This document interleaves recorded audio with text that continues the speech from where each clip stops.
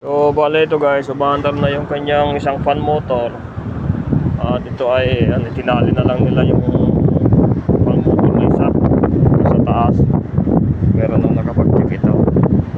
So sabi ng kliyente natin ay hindi na binalikan.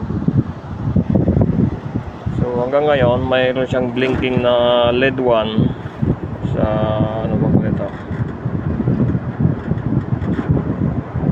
So yung umandar ang compressor, testingin natin dito. Umandar. Oh, stock up ang compressor.